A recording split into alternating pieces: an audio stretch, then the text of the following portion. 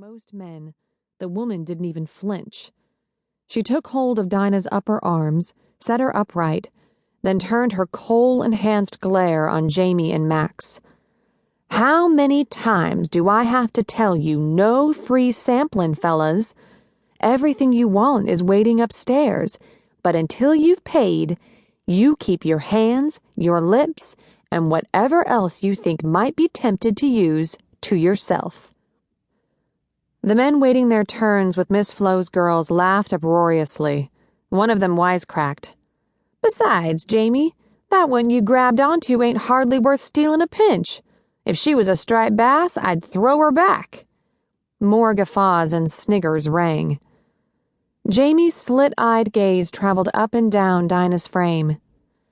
"Even the smallest fish tastes plenty good when it's fresh." Dinah hugged herself, wishing she could shrink away to nothing. Miss Flo grabbed a handful of Dinah's hair and gave a harsh yank.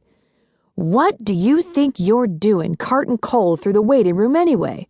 I don't want that mess in my parlor." A few smudges of coal dust would hardly be noticed among the years' accumulation of tobacco stains and muddy prints on the worn carpet. But Dinah ducked her head and mumbled meekly, "I'm sorry, Miss Flo."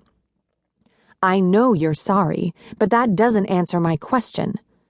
Miss Flo's voice was as sharp as the teacher's, the one who berated Dinah for wearing the same dress to school every day and checked her head for lice in front of the whole class.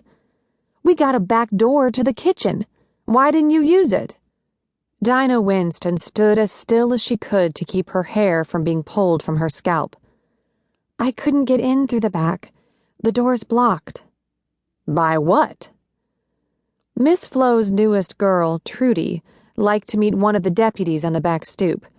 He was so tall Trudy had to stand on the stoop for their lips to meet. The image of them pressed so tight together not even a piece of paper could come between them was seared into Dinah's memory. But she wouldn't tattle. It was bad enough she had to listen to the taunts in school and on the streets of town.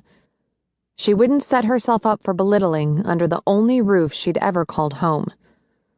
When Dinah didn't answer, Miss Flo growled and released her hair with another vicious yank. "Get that coal out of here."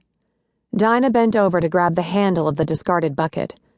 Miss Flo kicked her in the rear end, knocking her on her face. "And don't let me see you traipsing through this room again. Next time I might not be around to stop the men from taking their pleasure from you." She stepped over Dinah, the full layers of her bold yellow skirt rustling. "All right, fellas, how about some music while you wait?" Men cheered and whistled. Miss Flo, her smile wide, plopped onto the upright piano's round stool and began thumping out a raucous tune. Drunken voices raised in song. Dinah scrambled to her feet, grabbed the coal bucket and raced from the room. She darted straight to the coal box in the corner and leaned against the wall, panting. So close. Jamie'd come so close to claiming her lips. She covered her mouth with trembling fingers as Miss Flo's warning screamed through her mind. The proprietress often screeched idle threats in Dinah's direction, but this one was real. The older she got, the more likely it became that the men who flocked to the Yellow Parrot after sundown 7 days a week would see her as more than untamable Tory's unfortunate accident. The cook, a hulk of a man with a bald head and forearms the size of hams, glanced in Dinah's direction. "You gonna dump that coal in the hopper or just stand there hugging the bucket?" Dinah gave a start. Sorry, Reuben." She tipped the bucket and dumped the coal into its holding tank. Black dust sifted upward. Some of the black bits were sucked up inside her nose. She dropped the dented bucket with a clatter and turned to cough into her cupped hands.